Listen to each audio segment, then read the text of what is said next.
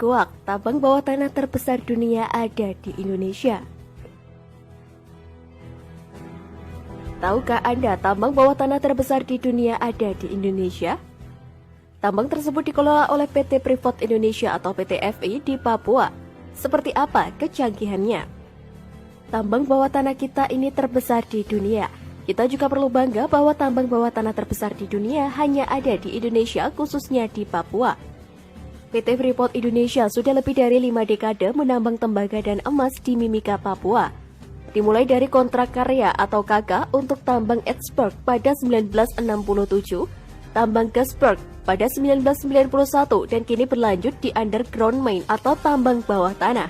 Sumber daya tembaga dengan mineral ikutan emas dan perak di tambang bawah tanah PT Freeport Indonesia diperkirakan masih tersedia hingga tahun 2050 mendatang. Selain itu, ada pula potensi cadangan sumber daya yang masih dapat dieksplorasi. Presiden Direktur PT Freeport Indonesia Tony Wenas menyampaikan, tambang bawah tanah yang masih dikelola oleh Freeport Indonesia menyimpan potensi sumber daya, setidaknya sampai puluhan tahun ke depan. Kalau dengan pola penambangan dengan cadangan yang ada saat ini bisa sampai 2050. Belum lagi kalau kita eksplorasi di bawahnya masih ada lagi potensi sumber daya yang bisa dijadikan cadangan. PT FI membutuhkan waktu sekitar 12 tahun membangun infrastruktur tambang bawah tanah yang saat ini dioperasikan.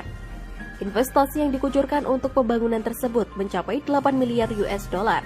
Soal otomatisasi, jadi semua peralatan alat berat yang ada di tambang bawah tanah itu dikemudikan secara remote dari jarak kira-kira 10 km dari tambang itu, di ruangan yang ber-AC. Dan oleh anak-anak muda, perempuan juga banyak mengoperasikan alat-alat berat. Kemudian ada kereta bawah tanah yang juga dikendalikan dari jarak jauh. Jadi di dalam kereta tidak ada tenaga manusianya. Dan ini bagian dari transformasi digitalisasi yang kita lakukan. Jadi memang tambang Freeport ini adalah salah satu tambang yang terbaik di dunia, baik dari segi cadangannya, dari segi skalanya, dan juga dari segi good mining practices-nya, termasuk teknologi yang diterapkan. Pola eksplorasi serta teknologi yang digunakan menjadi tambang bawah tanah PT FI menjadi salah satu yang terbaik dari segi cadangan sumber daya, skala, hingga dalam hal praktik penambangannya.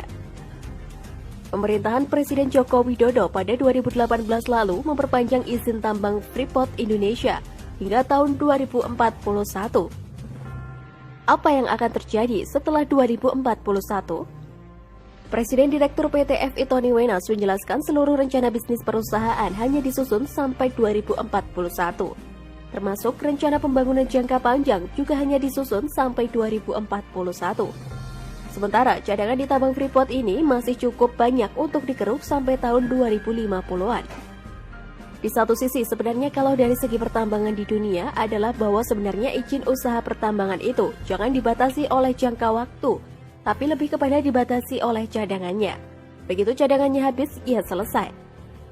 Jika kontrak habis sementara sumber daya alam masih ada, untuk memulai kembali kegiatan tambang tidaklah mudah dan membutuhkan biaya yang mahal. Soal manfaat dan kontribusi apa saja yang telah dilakukan oleh PT FI ke negara, termasuk setoran perusahaan selama beroperasi di tanah air. Menurutnya, sejak rezim kontrak hingga izin usaha pertambangan khusus, pihaknya sudah menyumbang hingga 290 triliun rupiah. Kalau dibilang kontribusi ekonomi memang kurang banyak diberitahukan di masa lalu. Contoh misalnya bagi pendapatan negara, itu dari tahun 1992 sampai dengan 2020 itu sebesar 21 miliar US dollar atau setara dengan 290 triliun rupiah. Itu langsung dalam bentuk tunai, pajak dividen, royalti, dan pungutan lain-lain. Yuk simak video selanjutnya. Akhirnya, Pertamina mulai bor 6 sumur di Blok Rokan. PT Pertamina Persero resmi mengambil alih Blok Rokan di Riau dari PT Chevron Pacific Indonesia atau CPI. Kini, Blok Rokan dikelola oleh PT Pertamina Hulu Rokan atau PHR selaku anak usaha Pertamina. PHR mengelola wilayah kerja seluas 6.264 km persegi dengan 10 lapangan utama yang terdiri dari Minas, Duri, Bangko, Bekasap, Balamsot, Kota Batak, Petani, Pematang, Petapahan, dan Pager. Lewat aksi ini, Direktur Utama Pertamina Niki Widiawati mengatakan, Perusahaan akan mendukung target pemerintah untuk mencapai target produksi minyak 1 juta barel per hari pada 2030 mendatang dengan menggenjot produksi minyak di Blok Rokan.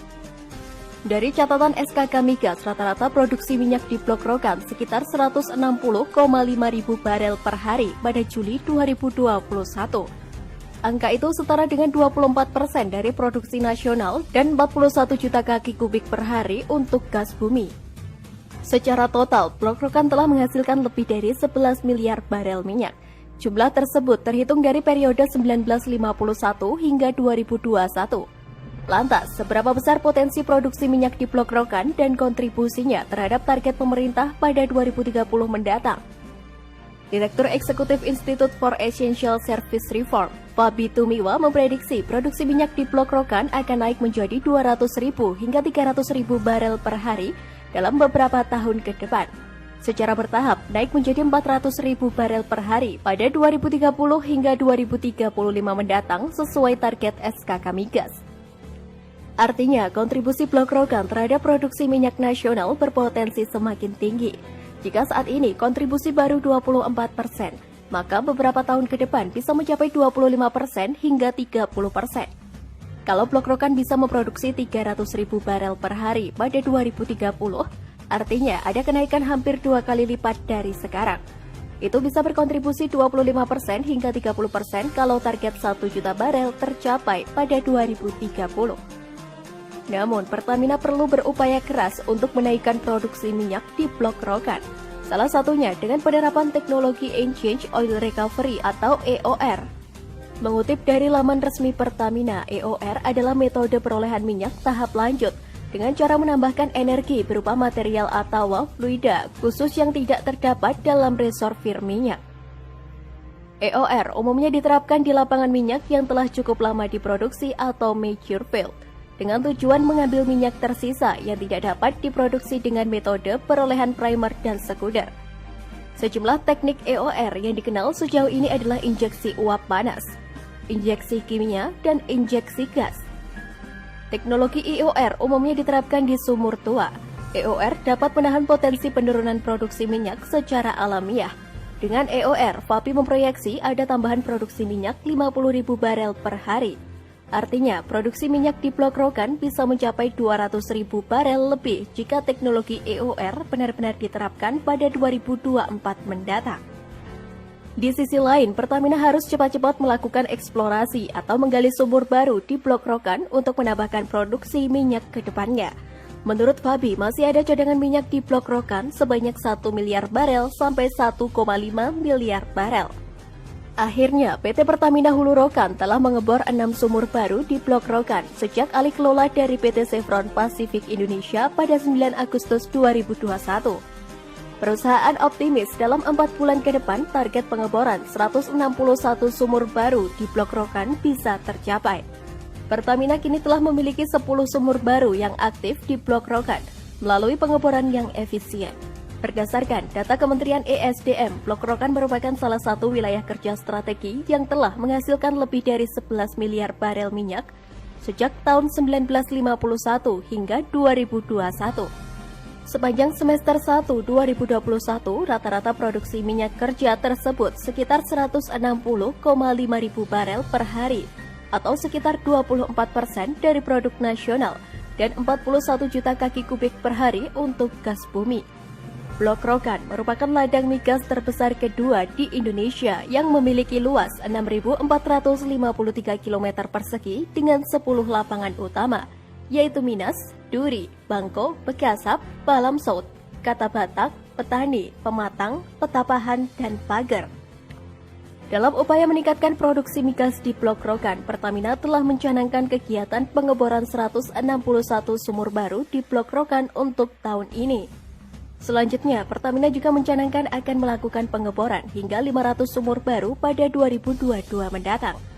Kegiatan pengeboran sumur baru tersebut didukung dengan 16 rig pengeboran dan 29 rig untuk kegiatan walkover atau well service yang merupakan mirroring dari kontrak sebelumnya.